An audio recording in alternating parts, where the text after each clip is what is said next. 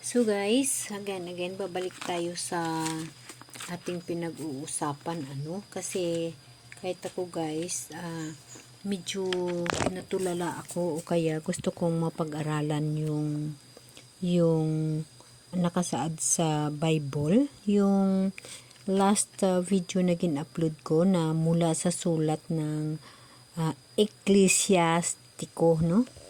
So, and then, habang nagbabasa ako yun, kung mayroon pa kayong Bible na nahawakan dyan, makikita mo nga nakalagay niya, wala ang talatang ito sa ibang kasulatan.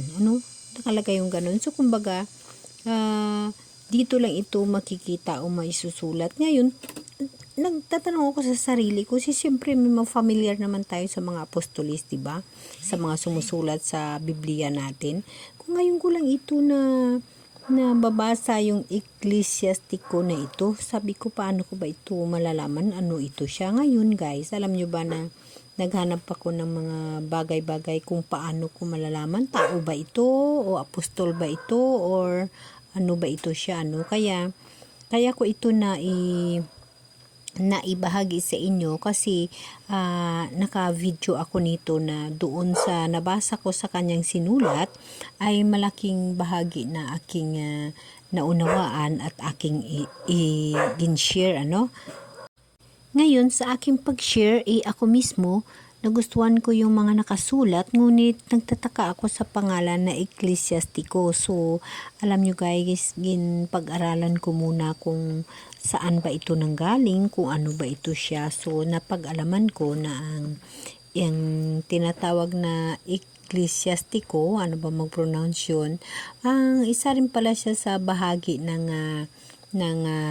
iglesia, mga nagtitipon-tipon na tao na ayon sa ating Biblia, 'di ba? Ang simbahan is iglesia. So, isa rin pala siya. Kaya nga sabi ko, kailangan ko malalaman kung saan ito nanggagaling or paano ba ito siya nagiging nakasulat dito sa Bible. Hindi nakalagay pa na ang bahagi na ito ay hindi nakasulat sa ibang kasulatan ng Biblia. So, siyempre dapat ko alamin, So, dahil na ako may alam na sa Ecclesiastico na ito, mahirap mag-pronounce guys, pero pag may Bible kayo, makikita nyo ito. Kasi malaking bahagi na marami akong naunawaan dito sa binasa ko sa kanya na hindi mo rin makikita sa ibang bahagi ng Bible o sa ibang bahagi na nakasulat. So, ibabahagi ko ito sa inyo kung anong klase ito.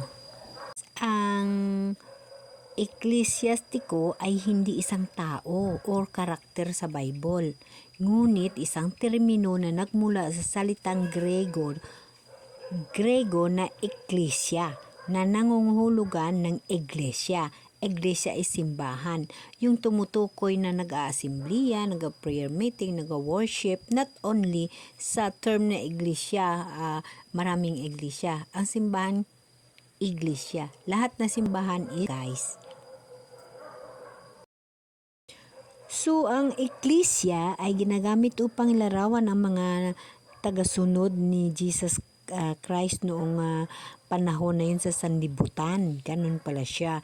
Isa sa asembleya or isa sa pagtitipon na nag-aaral tungkol sa mahal na Diyos. So, ito siya ay tinatawag na ecclesiastical, isang adjektibo na nagmula sa salitang Grego, sa Grego ecclesia, na nangahulugan ng iglesia o asembleya na koneksyon ng reliyon partikular sa Kristyanismo.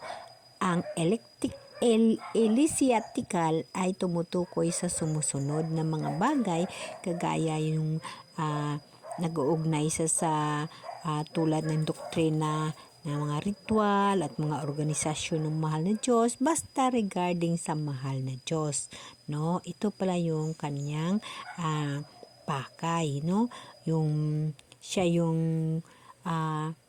isa sa nakasulat sa Bible na nagpabigay sa akin ng atensyon tungkol sa 7 iniregalo ng Diyos sa atin.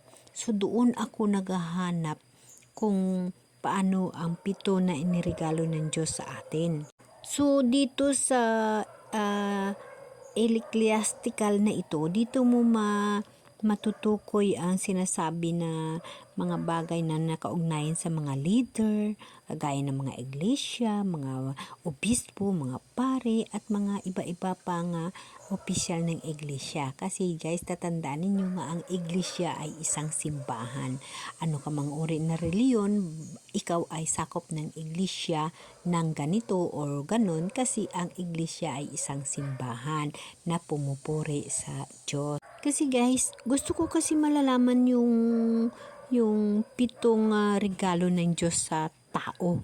Kaya sabi ko, paano ko ba makikita ang 7 regalo ng Diyos sa tao? Diba noong mga bata pa tayo, nag-aral tayo ng mata, ilong, bunganga, tainga, puso, no? Pero dito sa ecclesiastico na ito, nailagay niya yung 7 regalo ng mahal na Diyos. Kung palaliman mo sa pagbasa, napakaganda. Ngunit kinchik ko sa ibang mga nakasulat, kasi nga ay nakalagay dyan ang bahagi na ang nakasulat na ito hindi nakasulat sa ibang talata ng Biblia o sa ibang mga apostol, wala. So doon ko lang nakikita.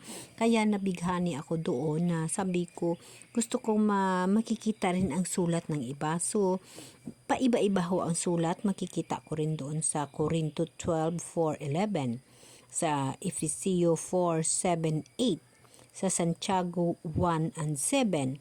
So doon nakalagay yung mga iniregalo ng Diyos, So yun nga yung nakalagay yung buhay, katawan, isip, puso, kaluluwa, kakayahang magmahal, at kakayahang magpasalamat. Yung kakayahang magpasalamat, nakasulat ito siya sa paisa-isa. Unlike doon sa ecclesiastico na yon na lahat na nandoon, nagsama-sama sila, na i-combine sa doon. So, kumbaga, doon na buo na siya doon. Pero sa lahat ng mga binabanggit ko, makikita mo yung paisa-isa na mga nakalagay. Ngunit pag-isahin ko rin dito kasabi. Pero, gawaan ko sila ng video bawat isa. So, ang kahalagahan ng pagpasalamat ay makikita ito siya sa 1 Tesalonica 5:18. Yun ang kahalagahan ng pagpasalamat. Ang kahalagahan naman ng pagmahal, makikita mo naman sa 1, number 1:4-7-8. Tapos ang kahalagahan naman ng kaluluwa is sa Mateo 10:28. At yung puso, makikita mo rin sa Mateo 22:37-40. At yung isip, makikita mo naman siya sa Colossus 3:10. At yung katawan, makikita mo naman siya sa 1 Corinto 6:19-20. At yung buhay, makikita mo naman siya sa Genesis 2:7. So, iba-iba yung kanilang pagkasabi at iba-iba rin yung mga konseptong nakalagay. Ngunit, iisa lang ho yung mga pakay nun. Yun nga yung sinasabi ko sa inyo na sa Bible, kailangan natin pag-aralan, isa puso, humingi ng tulong sa Espiritu Santo ng Diyos upang maunawaan ang bawat detalye at ang bawat nakasulat dito. So ngayon, nalalaman ko na, kasi hindi talaga ako familiar sa sinasabi ko sa inyo, yung tinatawag na ecclesiastico na ito. Ngayon, naunawaan ko na.